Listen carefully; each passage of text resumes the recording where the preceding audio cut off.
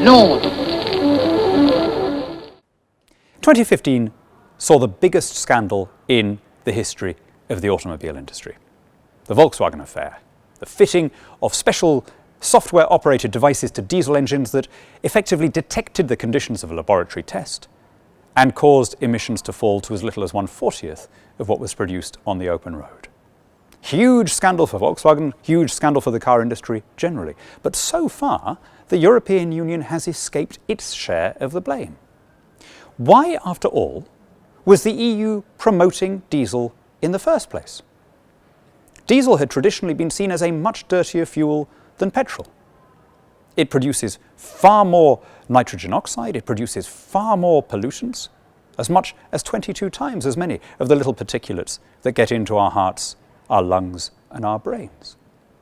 And yet, in a shady deal between European car manufacturers and backroom officials here in the European Parliament and in the European Commission, a new deal was struck in the mid-1990s where, unlike the rest of the world, the EU decided to push for diesel.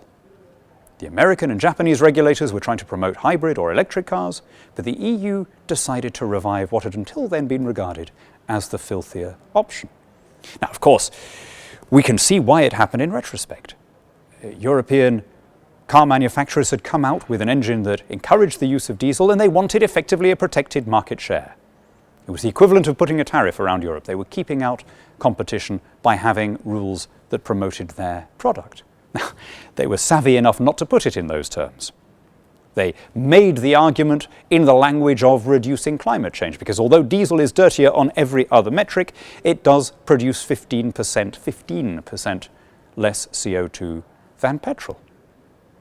And so we went, the UK I think is fairly typical here, we went from diesel being less than 10% of the car market in 1995 to being over half by 2012 as the incentives and regulatory measures from the EU kicked in. There were changes like that all around Europe.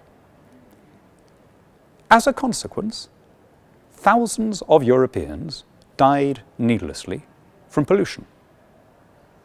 It's difficult to quantify the number. The death certificate will show lung cancer or heart failure. It won't show breathing in NO2 or other noxious pollutants. But let's be absolutely, pitilessly clear about what happened.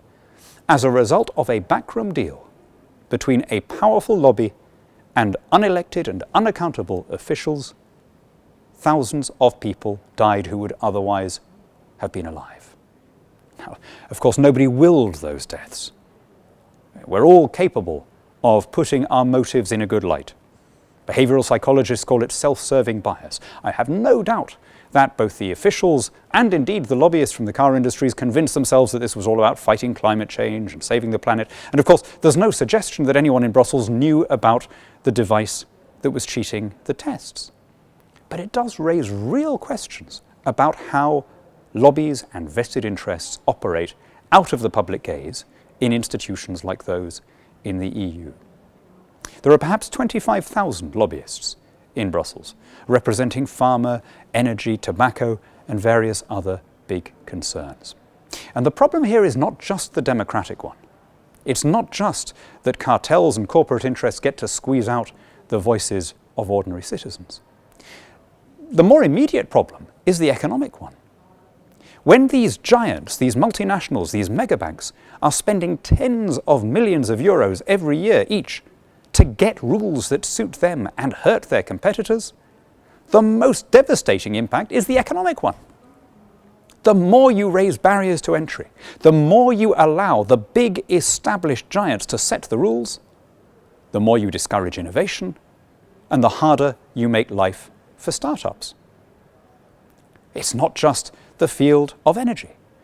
On everything from herbal medicines and vitamin and mineral supplements right through to these frivolous cases brought against Uber or Google or Microsoft or other American tech companies, you see an essentially protectionist mindset which is able to succeed because of the absence of accountable democracy. People are able to make arguments and decisions in smoke-filled rooms, or these days smoke-free rooms, that they would never be able to get through elected legislatures. Result?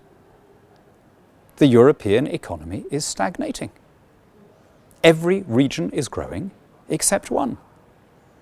The economy of the combined 28 members of the current EU has shrunk from 30% of world GDP in 1980 to 17% today. And that's not just because poorer countries are catching up. There's been no equivalent shrinkage in America or Australia or other advanced economies. As a result of these cartels, as a result of these lobbies, the European economy uniquely is dwindling. Our brightest entrepreneurs, our most inventive wealth creators, are taking their brains abroad. Whether you're on the left or on the right, whether you're concerned about people power or economic freedom, surely Britain can do better than this.